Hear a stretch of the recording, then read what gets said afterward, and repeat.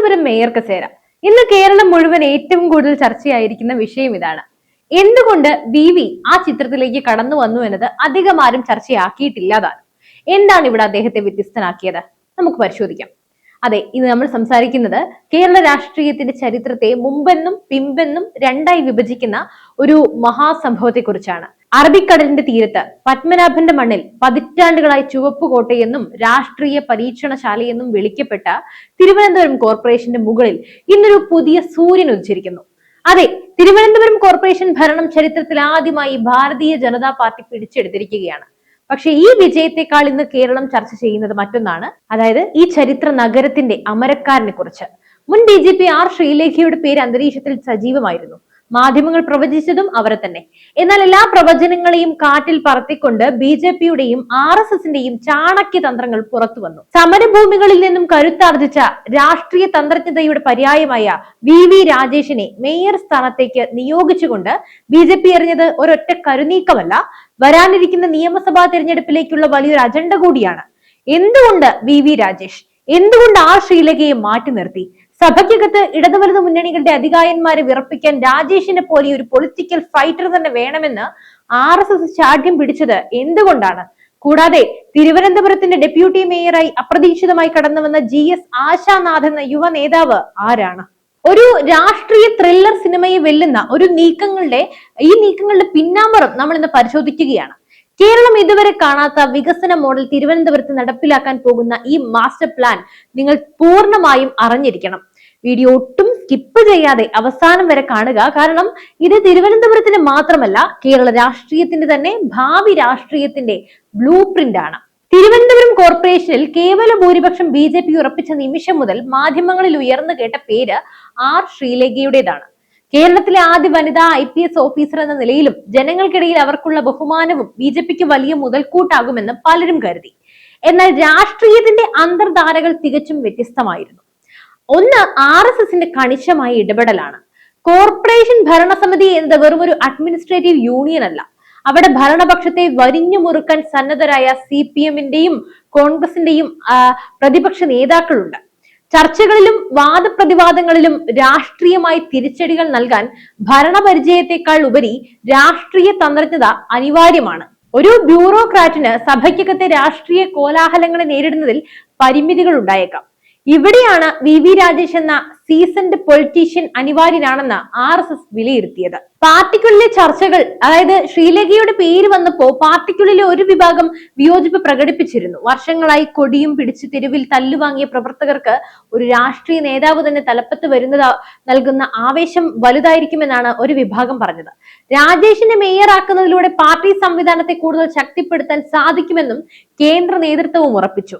Deputy mayor സ്ഥാനം ശ്രീലേഖയ്ക്ക് വാഗ്ദാനം ചെയ്തിരുന്നുവെങ്കിലും അവർ അത് സ്നേഹപൂർവ്വമാണ് നിരസിച്ചത്. അല്ലാതെ ഇന്ന് കാണുന്ന അവരുടെ വിയോജിപ്പുകളെല്ലാം വെറും വാർത്തകൾ മാത്രമാണ്. അതെ, BJP അവരെ കൈവിട്ടിട്ടില്ല. വരാനിരിക്കുന്ന നിയമസഭാ തിരഞ്ഞെടുപ്പിൽ നേമത്തോ വട്ടിയൂർക്കാവോ പോലുള്ള A ക്ലാസ് മണ്ഡലത്തിൽ അവർ സ്ഥാനാർത്ഥിയായേക്കാം. അതുമല്ലെങ്കിൽ ദേശീയ വനിതാ കമ്മീഷൻ അധ്യക്ഷ പദവി പോലെയുള്ള ഉന്നതമായ ഒരു തസ്തികകളിലേക്ക് അവരെ കേന്ദ്ര നേതൃത്വം ഉടൻ ഉയർത്തും. എന്തുകൊണ്ടാണ് VV രാജേഷ് BJPയുടെ ഏറ്റവും വിശ്വസ്തനായ പോരാളിയാകുന്നത്? അദ്ദേഹത്തിന്റെ രാഷ്ട്രീയ ജീവിതം പരിശോധിച്ചാൽ നമുക്ക് ഈ ചോദ്യത്തിനുള്ള ഉത്തരം ലളിതമായി തന്നെ മനസ്സിലാക്കാം. യുവമോർച്ച സംസ്ഥാന അധ്യക്ഷനായിരുന്ന കാലത്ത് VV രാജേഷ് നടത്തിയ സമരങ്ങൾ ഇന്നും കേരളത്തിലെ BJP പ്രവർത്തകർക്ക് ആവേശം നൽകുന്ന ഓർമ്മകളാണ്. മുല്ലപ്പെരിയാർ അണക്കെട്ടിന്റെ സുരക്ഷയുമായി ബന്ധപ്പെട്ട് തമിഴ്നാടിന്റെ കടും പിടുത്തത്തിനെതിരെ അതിർത്തികളിൽ അദ്ദേഹം നടത്തിയ ഉപരോധങ്ങൾ ദേശീയ ശ്രദ്ധ തന്നെ നേടിയെടുത്തതാണ്. ലാത്തി ചാർജുകളെയും ജയിൽവാസത്തെയും ഭയപ്പെടാതെ അദ്ദേഹം മുൻനിരയിൽ നിന്നു. പിന്നെ ശബരിമലയിലെ വിശ്വാസ സംരക്ഷകനുമായിരുന്നു. ശബരിമല പ്രക്ഷോഭ കാലത്ത് രാജേഷ് നടത്തിയ ഇടപെടലുകൾ ചരിത്രമാണ്. പമ്പയിലും നിലയ്ക്കലിലും ചാലക്കയത്തും വിശ്വാസികളെ അടിച്ചമർത്താൻ നോക്കിയ ഭരണകൂടത്തിനെതിരെ അദ്ദേഹം പട പൊരുതിയതാണ്. പ്രത്യേകിച്ചും ചാലക്കയത്തെ ടോൾ പ്ലാസ, ഭക്തരിൽ നിന്നും അന്യായമായി ടോൾ പിരിച്ചെടുത്തിരുന്ന ആ സംവിധാനത്തെ തന്റെ സമരവീര്യം കൊണ്ട് തകർത്തത് രാജേഷ് ആയിരുന്നു. ഈ പോരാട്ടങ്ങളെല്ലാം തിരുവനന്തപുരത്തെ വോട്ടർമാരുടെ മനസ്സിൽ അദ്ദേഹത്തിന് വലിയൊരു ഇടമാണ് നേടിക്കൊടുത്തത്. വട്ടിയൂർക്കാവ് മണ്ഡലത്തിന്റെ ഭാഗമായ വാർഡിൽ നിന്നാണ് രാജേഷ് തിരഞ്ഞെടുക്കപ്പെട്ടത്. അദ്ദേഹത്തെ മേയർ ആക്കുന്നതിലൂടെ വട്ടിയൂർക്കാവ് എന്ന മണ്ഡലം വരാനിരിക്കുന്ന നിയമസഭാ തിരഞ്ഞെടുപ്പിൽ തിരിച്ചുപിടിക്കുക എന്ന തന്ത്രം BJPക്ക് നല്ലതുപോലെയുണ്ട്. BJPയുടെ ജില്ലാ അധ്യക്ഷനായിരുന്ന സമയത്ത് പാർട്ടിക്ക് തലസ്ഥാനത്ത് നൽകിയ കരുത്ത് ഈ മേയർ പദവിയിലൂടെ അദ്ദേഹം ഇരട്ടിയാക്കുമെന്നതും തീർച്ചയാണ്. മേയർ പദവിയിലേക്കുള്ള രാജേഷിന്റെ വരവിനൊപ്പം തന്നെ ആഘോഷിക്കപ്പെടേണ്ടതാണ് ഡെപ്യൂട്ടി മേയറായി തിരഞ്ഞെടുക്കപ്പെട്ട GS ആശാനാഥിന്റെ വിജയഗാഥയും. 2015 കരുമം വാർഡിൽ BJPയുടെ കരുത്തനായ നേതാവ് കരുമം ചന്ദ്രൻ വിജയിച്ചിരുന്നു. എന്നാൽ ഷോക്കേറ്റുള്ള അദ്ദേഹത്തിന്റെ അപ്രതീക്ഷിത വിയോഗം പാർട്ടിയെയും നാടിനെയും തളർത്തിയതാണ്. ആ ശൂന്യതയിലേക്കാണ് ബിരുദധാരിയായ ഒരു പെൺകുട്ടി കടന്നു വരുന്നത്. 2017 നടന്ന ഉപതെരഞ്ഞെടുപ്പിലൂടെ തന്റെ അമ്മാവന്റെ പാരമ്പര്യം ഏറ്റെടുത്തുകൊണ്ട് ആശാനാഥ് രാഷ്ട്രീയത്തിലേക്ക് ചുവടുവെച്ചു. പിന്നെ തുടർച്ചയായി 3 തവണ ഒരേ വാർഡിൽ നിന്ന് വിജയിക്കുക എന്നത് നിസ്സാരമായ കാര്യമല്ല. അത്രത്തോളം ജനപിന്തുണ ആ കാലയളവിൽ നേടിയത് കൊണ്ട് മാത്രമാണ് അവർക്ക് ആ വിജയം സാധ്യമായത്. 2017 തുടങ്ങിയ ആ വിജയക്കുതിപ്പ് 2020 ഇപ്പോഴും ഒട്ടും ചോരാതെ അവർ നിലനിർത്തി. സോഷ്യൽ മീഡിയയിൽ ഏറെ ശ്രദ്ധേയായ ആയിഷ കഴിഞ്ഞ കോർപ്പറേഷൻ കൗൺസിലിൽ ഭരണപക്ഷത്തിന്റെ അഴിമതിക്കെതിരെ ആഞ്ഞടിച്ച പെൺ കരുത്താണ്. നേമം മണ്ഡലത്തിൽ ഉൾപ്പെടുന്ന വാർഡിൽ നിന്നാണ് ആശ വരുന്നത്. രാജേഷും ആശാനാഥും ചേരുമ്പോൾ വട്ടിയൂർക്കാവ്, നേമം എന്നീ 2 BJP കോട്ടകൾക്ക് വലിയൊരു ഊർജമാണ് ലഭിക്കുന്നത്. രാഷ്ട്രീയ അനുഭവ പരിചയവും ജനകീയതയും പരിഗണിച്ചാണ് പാർട്ടി അവരെ ഈ സുപ്രധാന പദവിയിലേക്ക് നിശ്ചയിച്ചത്. ഒരു സാധാരണ കുടുംബത്തിൽ നിന്ന് നഗരത്തിന്റെ ഉപാധ്യക്ഷ പദവിയിലേക്ക് അവർ നടന്നു കയറുന്നത് വലിയൊരു മാതൃക കൂടിയാണ്. VV രാജേഷും ആശാനാഥും അധികാരം ഏൽക്കുമ്പോൾ തിരുവനന്തപുരം നഗരസഭയുടെ മുഖച്ഛായ തന്നെ മാറുമെന്നാണ് കരുതപ്പെടുന്നത്. എന്താണ് ഇവർക്ക് മുന്നിലുള്ള പ്രധാന വെല്ലുവിളികൾ എന്ന് കൂടി നമുക്ക് പരിശോധിക്കാം. അല്ലെങ്കിൽ അവരുടെ ലക്ഷ്യം എന്തൊക്കെ മാറ്റിയെടുക്കണമെന്നാണ്. അതായത് നഗരം നേരിടുന്ന ഏറ്റവും വലിയ പ്രശ്നത്തിൽ ഒരു ശാശ്വത പരിഹാരം കാണുക എന്നതാണ് രാജേഷിന്റെ പ്രഥമ പരിഗണന. കേന്ദ്ര സർക്കാരിന്റെ സ്വച്ഛ് ഭാരത് പദ്ധതിയുടെ സഹായത്തോടെ ഹൈടെക് മാലിന്യ സംസ്കരണ സംവിധാനങ്ങൾ തിരുവനന്തപുരത്ത് വരും. തീർച്ചയാണ് അവരുടെ ലക്ഷ്യങ്ങളിൽ ഒന്നാണിത്. പിന്നെ കഴിഞ്ഞ ഭരണകാലത്ത് ഉയർന്നു വന്ന പിൻവാതിൽ നിയമനങ്ങളും ഫണ്ട് വെട്ടിപ്പുകളും ഇനി ആവർത്തിക്കില്ലെന്ന് രാജേഷ് ഉറപ്പ് നൽകി കഴിഞ്ഞു. സുതാര്യമായ ഭരണമാണ് അവരുടെ ലക്ഷ്യം. എല്ലാം ഓൺലൈൻ സംവിധാനത്തിലേക്ക് മാറ്റുന്നതിലൂടെ അഴിമതിക്ക് അവിടെയും അന്ത്യം കുറിയും. പിന്നെ സ്മാർട്ട് സിറ്റി പദ്ധതികൾ, കേന്ദ്രം അനുവദിച്ച കോടിക്കണക്കിന് രൂപയുടെ സ്മാർട്ട് സിറ്റി പദ്ധതികൾ വേഗത്തിൽ പൂർത്തിയാക്കുക എന്നതാണ് BJPയുടെ മറ്റൊരു ലക്ഷ്യം. രാജേഷിന്റെ രാഷ്ട്രീയ ബന്ധങ്ങൾ കേന്ദ്ര സർക്കാരുമായി ഉള്ള പദ്ധതികൾ ഏകോപിപ്പിക്കാനായി സഹായിക്കും. വട്ടിയൂർക്കാവും നേമവും കേന്ദ്രീകരിച്ചുകൊണ്ട് വികസനം എത്തിക്കുന്നതിലൂടെ BJPയുടെ അടിത്തറ ഒന്നുകൂടി ഭദ്രമാക്കും.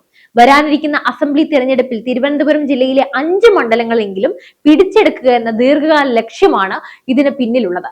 അഡ്വക്കേറ്റ് VV രാജേഷും GS ആശാനാഥും തിരുവനന്തപുരം കോർപ്പറേഷന്റെ തലപ്പത്തേക്ക് എത്തുമ്പോൾ അത് കേവലം ഒരു പദവി ലഭിക്കലല്ല, അത് കേരളത്തിലെ BJP പ്രവർത്തകരുടെ പതിറ്റാണ്ടുകൾ നീണ്ട കാത്തിരിപ്പിന്റെ ഫലമാണ്. സഭയ്ക്കകത്ത് രാജേഷിന്റെ ബുദ്ധിയും ആശാനാഥിന്റെ പോരാട്ട വീര്യവും ഒത്തുചേരുമ്പോൾ തിരുവനന്തപുരം ഒരു പുതിയ വസന്തത്തിന് സാക്ഷ്യം വഹിക്കും. ഇടത് വലത് മുന്നണികളുടെ കോട്ടകൾ ഒന്നൊന്നായി തകരുമ്പോൾ BJP കാണിച്ച ഈ രാഷ്ട്രീയ തന്ത്രജ്ഞത കേരള രാഷ്ട്രീയത്തെ എങ്ങോട്ടാണ് നയിക്കുന്നത്? ശ്രീലേഖയെ പോലെ ഒരു പ്രമുഖയെ മാറ്റി രാജേഷിനെ കൊണ്ടുവന്നത് BJPയുടെ മാസ്റ്റർ സ്ട്രോക്ക് തന്നെയാണ്. എന്തായാലും ഈ വിഷയത്തിലെ നിങ്ങളുടെ വിലപ്പെട്ട അഭിപ്രായങ്ങൾ താഴെ കമന്റ് ബോക്സിൽ രേഖപ്പെടുത്തുക. ഈ വീഡിയോ നിങ്ങൾക്ക് ഇഷ്ടപ്പെട്ടെങ്കിൽ ദയവായി ലൈക്ക് ചെയ്യുക. നിങ്ങളുടെ സുഹൃത്തുക്കളിലേക്കും ഗ്രൂപ്പുകളിലേക്കും ഈ രാഷ്ട്രീയ വിശകലനം ഷെയർ ചെയ്യുക.